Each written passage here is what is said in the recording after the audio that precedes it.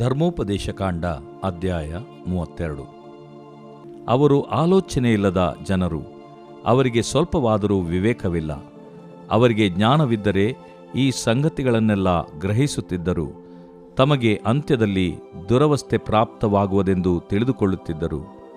ಅವರ ಶರಣನು ಅವರನ್ನು ಶತ್ರುಗಳಿಗೆ ಒಪ್ಪಿಸಿಕೊಡದಿದ್ದರೆ ಒಬ್ಬನಿಂದ 1000 ಮಂದಿ ಸೋತು ಹೋಗುತ್ತಿದ್ದರೋ, ಯೆಹೋವನು ಕೈಬಿಡದಿದ್ದರೆ ಇಬ್ಬರಿಗೆ ಹೆದರಿ 10,000 ಮಂದಿ ಓಡಿ ಹೋಗುತ್ತಿದ್ದರೋ, ನಮ್ಮ ಶರಣನಿಗೆ ತಮ್ಮ ಶರಣರು ಸಮಾನರಲ್ಲವೆಂದು ನಮ್ಮ ಶತ್ರುಗಳೇ ತೀರ್ಮಾನಿಸುತ್ತಾರಲ್ಲ.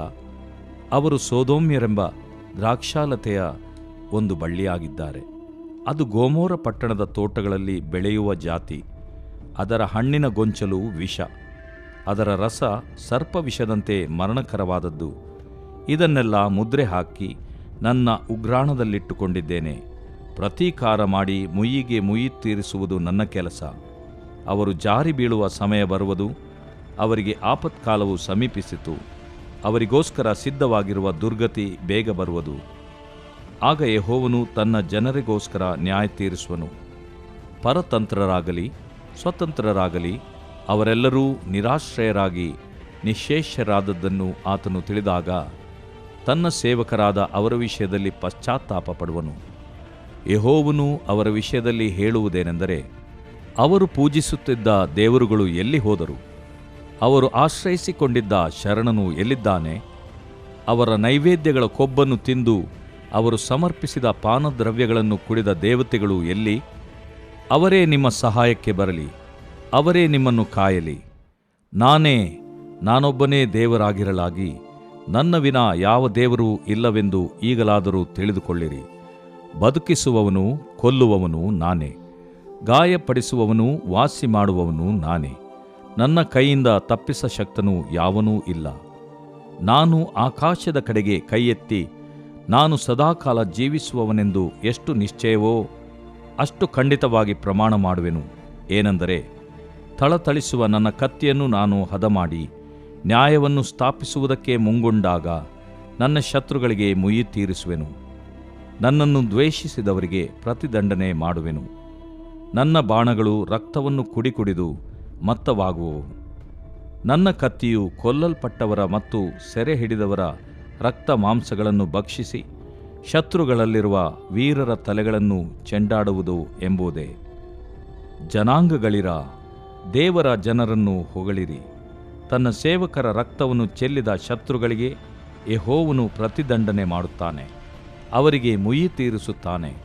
ತನ್ನ ಜನರಿಗೋಸ್ಕರವೂ ದೇಶಕ್ಕೋಸ್ಕರವೂ ದೋಷ ಪರಿಹಾರ ಮಾಡುತ್ತಾನೆ.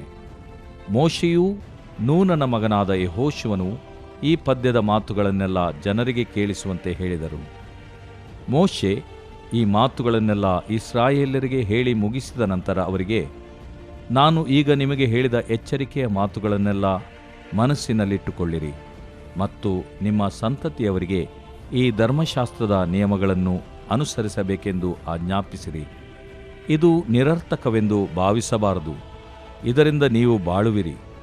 ನೀವು ಯೊರ್ದನ್ ಹೊಳೆಯನ್ನು ದಾಟಿ ಸ್ವಾಧೀನ ಮಾಡಿಕೊಳ್ಳುವುದಕ್ಕೆ ಹೋಗುವ ದೇಶದಲ್ಲಿ ಇದನ್ನು ಅನುಸರಿಸುವುದರಿಂದಲೇ ಬಹುಕಾಲ ಇರುವಿರಿ ಎಂದು ಹೇಳಿದನು. ಆ ದಿನದಲ್ಲೇ ಯೆಹೋವನು ಮೋಶೆಗೆ, ನೀನು ಈ ಅಬಾರೀಮ್ ಬೆಟ್ಟಗಳನ್ನು, ಅಂದರೆ ಮೋವಾಬ್ಯರ ದೇಶದಲ್ಲಿ ಯೆರಿಕೋ ಪಟ್ಟಣಕ್ಕೆ ಎದುರಾಗಿರುವ ನೆಬೋ ಬೆಟ್ಟವನ್ನು ಹತ್ತಿ ನಾನು ಇಸ್ರಾಯೇಲ್ಯರಿಗೆ ಸ್ವದೇಶವಾಗುವುದಕ್ಕೆ ಕೊಡುವ ಕಾನಾನ್ ದೇಶವನ್ನು ನೋಡು.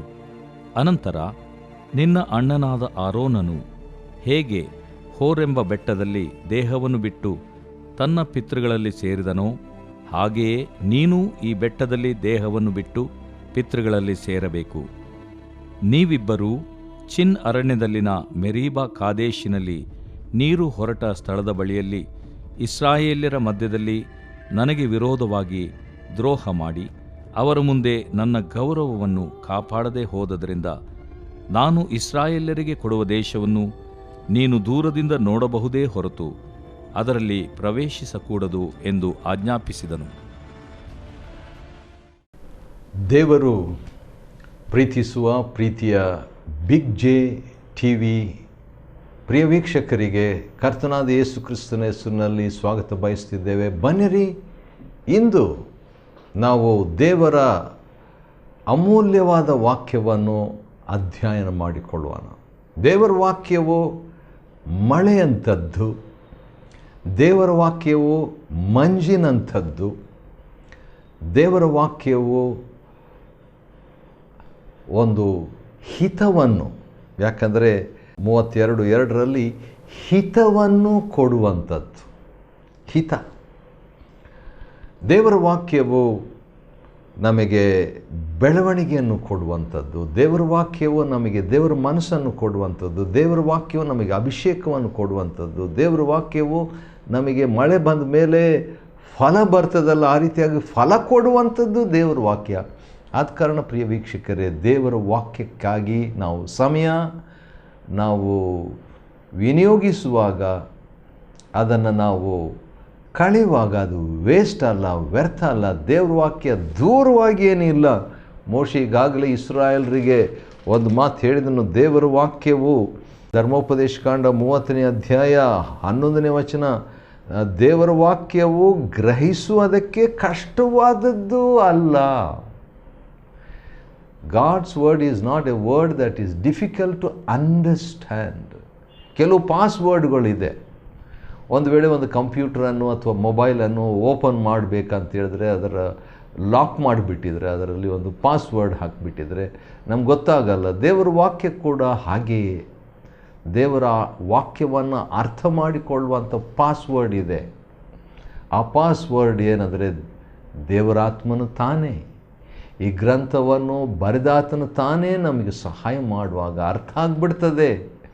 ಅದು ಗ್ರಹಿಸುವುದು ಕಷ್ಟವಲ್ಲ, ಹೊಂದುವುದಕ್ಕೆ ಅಸಾಧ್ಯವಾದದ್ದು ಅಲ್ಲ ದೇವರ ವಾಕ್ಯ. ಮೋಶೆ ತಾನೇ ಅದನ್ನು ಹೇಳಿದ್ದಾನೆ.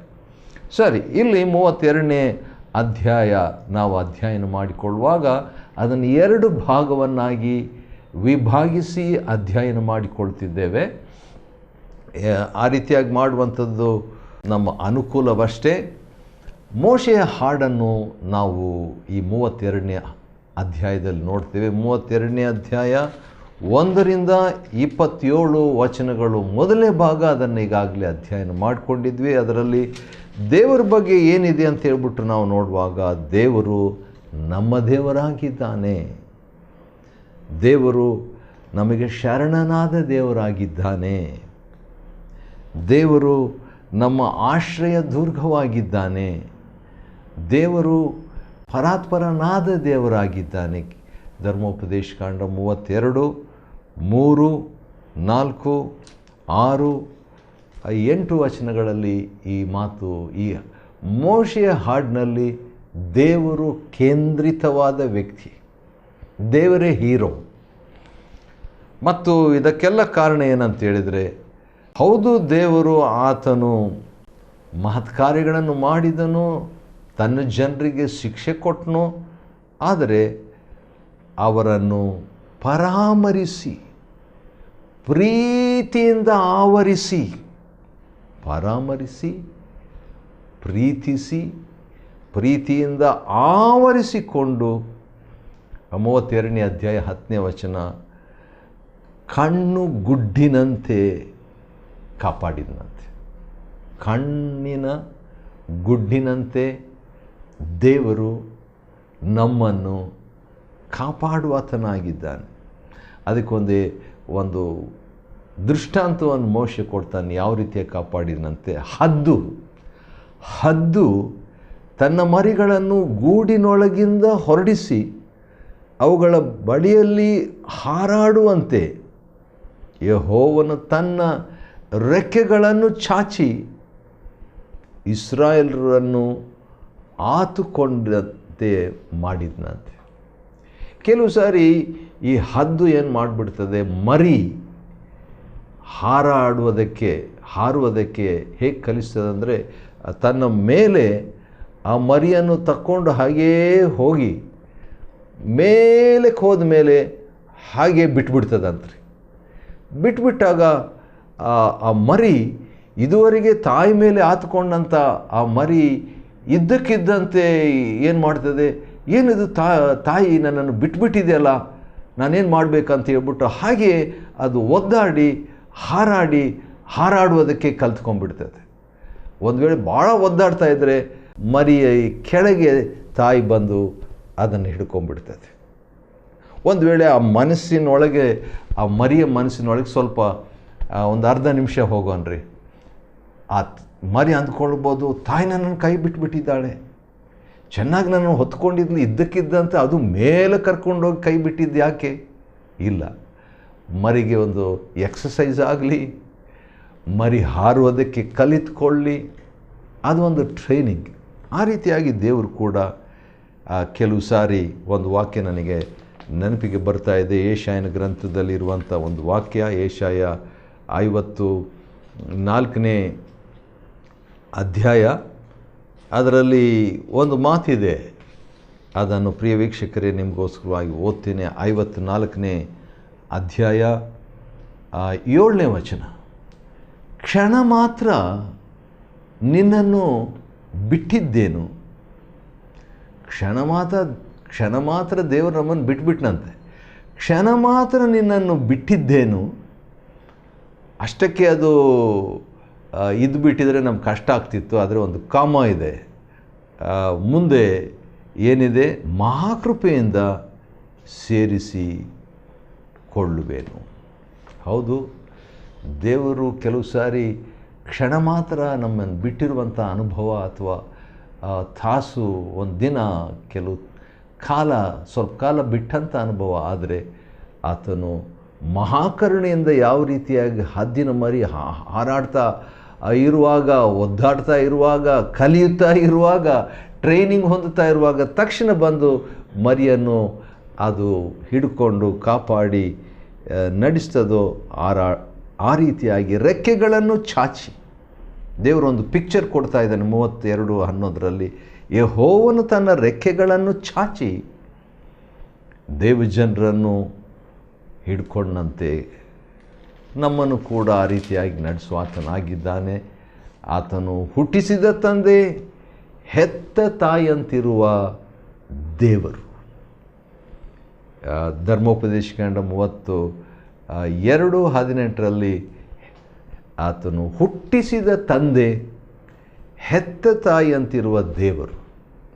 ತಂದೆ ತಾಯಿ ಆತನೇ ಎಂಬುದಾಗಿ ಒಂದೇ ವಚನದಲ್ಲಿ ಮೋಶೆ ತನ್ನ ಹಾಡಿನಲ್ಲಿ, ಪದ್ಯದಲ್ಲಿ ಬರೆಯುವಾತನಾಗಿದ್ದಾನೆ. ಕೆಲವು ಸಾರಿ ದೇವರು ತನ್ನ ಜನರಿಗೆ ಕೊಡುವಂಥ ಟ್ರೈನಿಂಗ್ನಲ್ಲಿ ಹುರುಡು ಹುಟ್ಟಿಸುವಂಥ ಒಂದು ಟ್ರೈನಿಂಗ್ ಕೊಡ್ತಾನೆ ರೀ.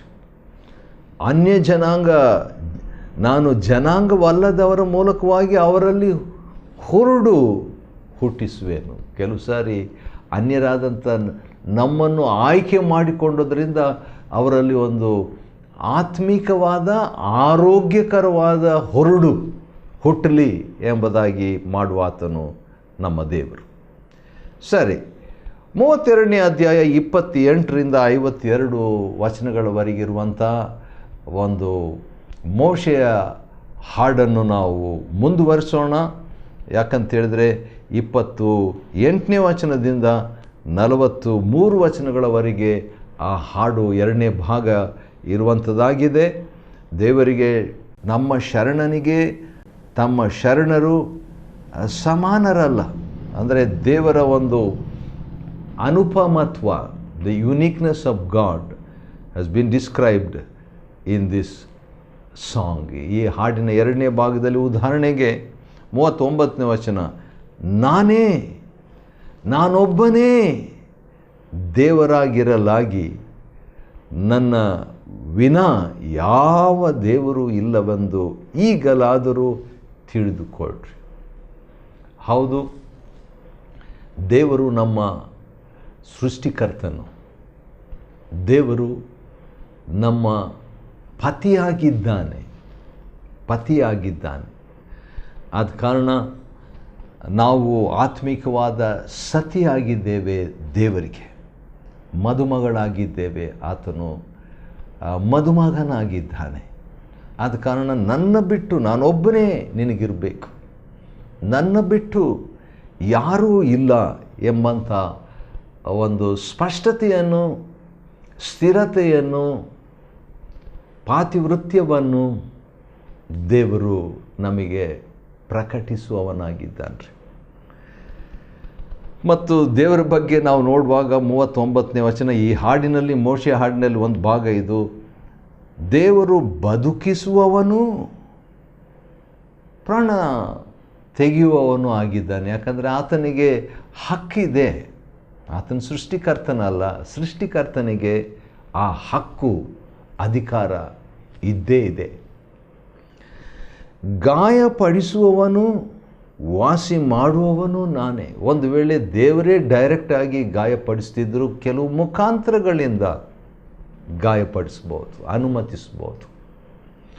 ಅನುಮತಿಸಿದಾಗ, ಗಾಯ ಹೊಂದಿದಾಗ ದೇವರು ಹಾಗೆ ಬಿಡಲ್ಲ, ಆತನು ಗಾಯ ವಾಸಿ ಮಾಡುವವನು ಆಗಿದ್ದಾನೆ. ಹಾಗಾದರೆ ಯಾಕೆ ದೇವರು ಗಾಯ ಮಾಡಬೇಕು? ದೇವರ ಒಂದು ನೀತಿ ನ್ಯಾಯವನ್ನು ನಾವು ಅರ್ಥ ಮಾಡ್ಕೋಬೇಕು. ಕೆಲವು ಸಾರಿ ನಾವು ತಪ್ಪು ಮಾಡಿಬಿಟ್ಟು ತಪ್ಪಿಸ್ಕೊಳ್ಬೇಕು ಅಂತ ನಾವು ಇರಬಾರ್ದು. ಮಾಡಿದ ತಪ್ಪಿಗೆ ಶಿಕ್ಷೆ, ನ್ಯಾಯ. ನಾವು ಬಿತ್ತಿದ್ದನ್ನೇ ಕೊಯ್ಯಬೇಕು.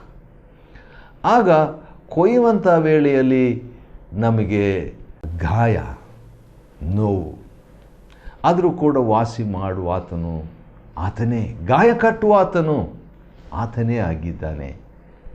ಸರಿ, ಎಷ್ಟು ಕಾಲ ಆತನು ಬದುಕುವ ಆತನಾಗಿದ್ದಾನೆ? 40ನೇ ವಚನದಲ್ಲಿ, ನಾನು ಸದಾಕಾಲ ಜೀವಿಸುವವನೆಂಬುದು ಎಷ್ಟು ನಿಶ್ಚಯವೋ ಅಷ್ಟು ಖಂಡಿತವಾಗಿ ಪ್ರಮಾಣ ಮಾಡುವೇನೆಂದರೆ, ದೇವರು ನಿತ್ಯನಾದ ದೇವರು, ಅವನ ಪ್ರಮಾಣ, ಆತನ ವಾಗ್ದಾನ, ಆತನ ಆಶೀರ್ವಾದ ನಿತ್ಯವಾದದ್ದು ಎಂಬುದಾಗಿ ನಮಗೆ ಆತನ ರುಜುಪಡಿಸುವ ಆತನಾಗಿದ್ದಾನೆ ರೀ.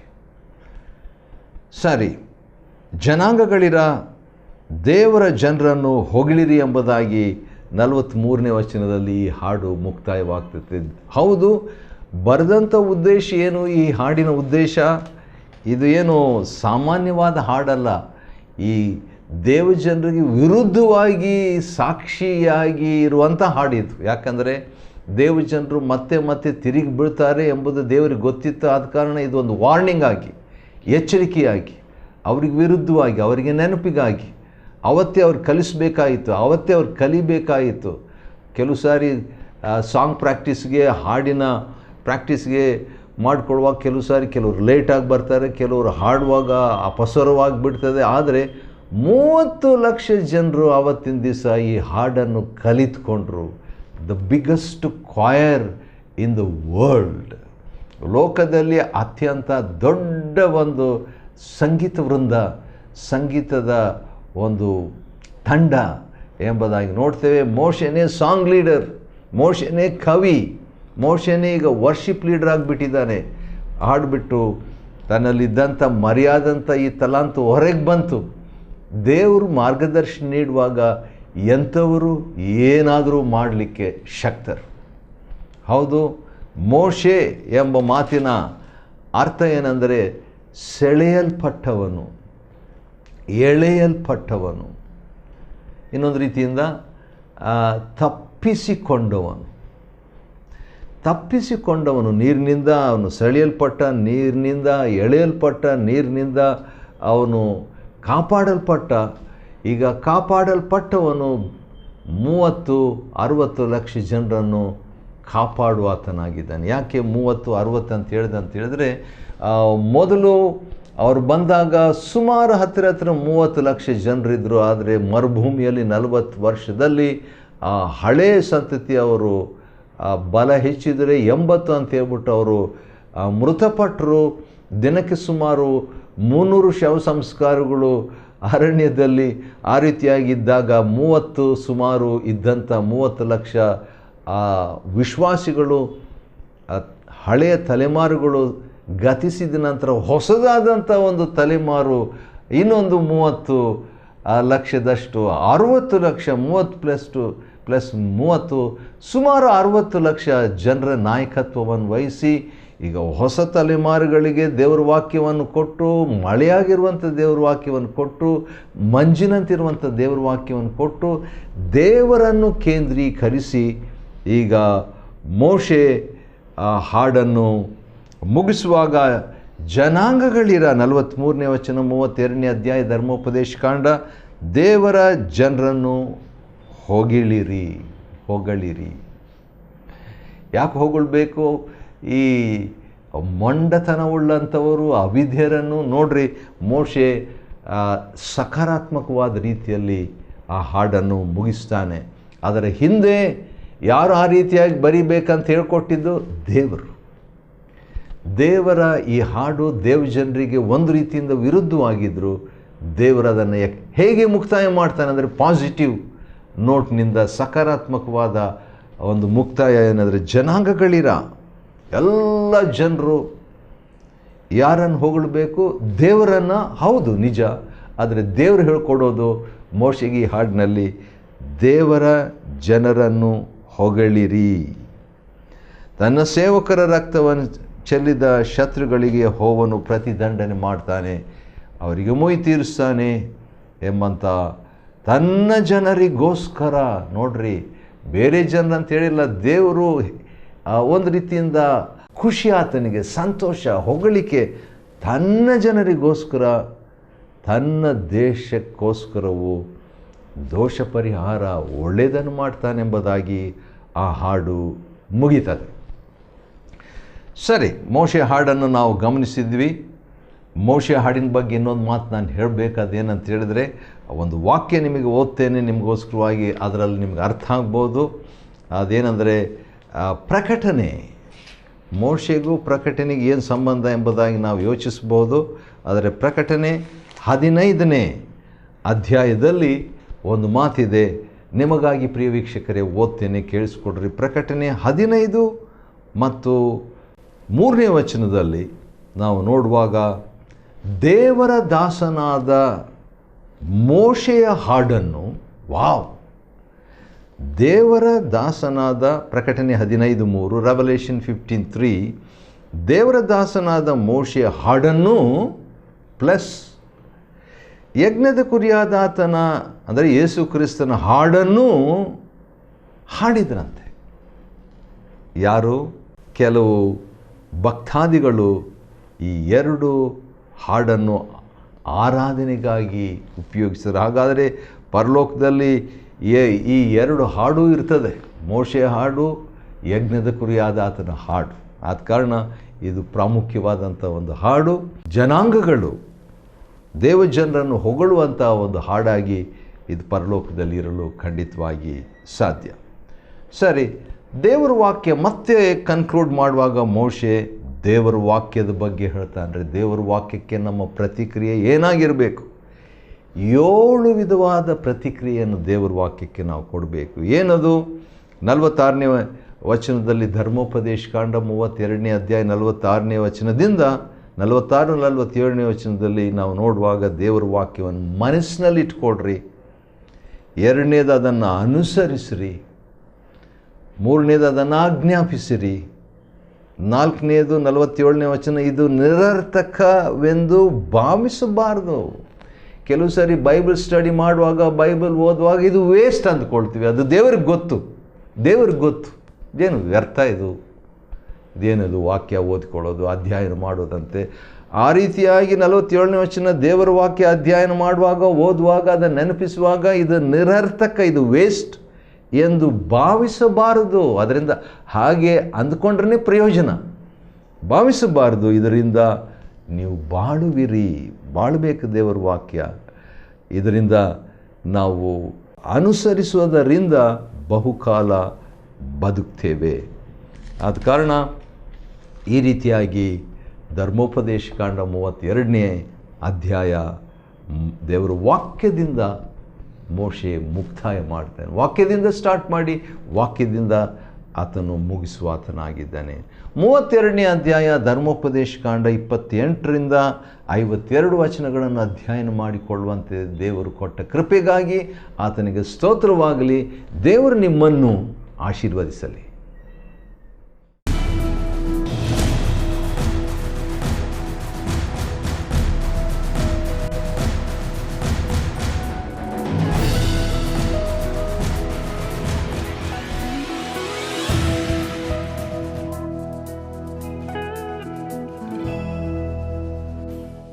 32. For they are a nation void of counsel, neither is there any understanding in them. Oh, that they were wise, that they understood this, that they would consider their latter end. How should one chase 1,000, and two put 10,000 to flight, except their rock had sold them, and the Lord had shut them up? For their rock is not as our rock, even our enemies themselves being judges. For their vine is of the vine of Sodom, and of the fields of Gomorrah. Their grapes are grapes of gall, their clusters are bitter, their wine is the poison of dragons, and the cruel venom of asps. Is not this laid up in store with me, and sealed up among my treasures? To me belongeth vengeance and recompense, their foot shall slide in due time, for the day of their calamity is at hand, and the things that shall come upon them make haste. For the Lord shall judge his people, and repent himself for his servants, when he seeth that their power is gone, and there is none shut up or left. And he shall say, Where are their gods, their rock in whom they trusted, which did eat the fat of their sacrifices, and drank the wine of their drink offerings? Let them rise up and help you, and be your protection. See now that I, even I, am he, and there is no God with me. I kill, and I make alive. I wound, and I heal. Neither is there any that can deliver out of my hand. For I lift up my hand to heaven, and say, I live forever.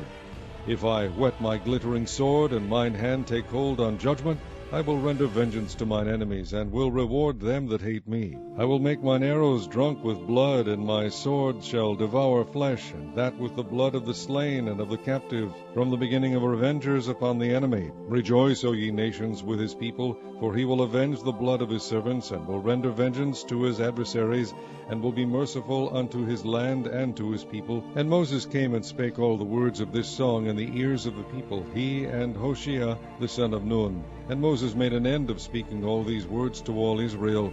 And he said unto them, Set your hearts unto all the words which I testify among you this day, which ye shall command your children to observe to do, all the words of this law. For it is not a vain thing for you, because it is your life, and through this thing ye shall prolong your days in the land, whither ye go over Jordan to possess it. And the Lord spake unto Moses that selfsame day, saying, Get thee up into this mountain Abarim, unto Mount Nebo, which is in the land of Moab, that is over against Jericho, and behold the land of Canaan, which I give unto the children of Israel for a possession. And die in the mount whither thou goest up, and be gathered unto thy people, as Aaron thy brother died in Mount Hor, and was gathered unto his people, because ye trespassed against me among the children of Israel at the waters of Meribah Kadesh, in the wilderness of Zin, because ye sanctified me not in the midst of the children of Israel. Yet thou shalt see the land before thee, but thou shalt not go thither unto the land which I give the children of Israel.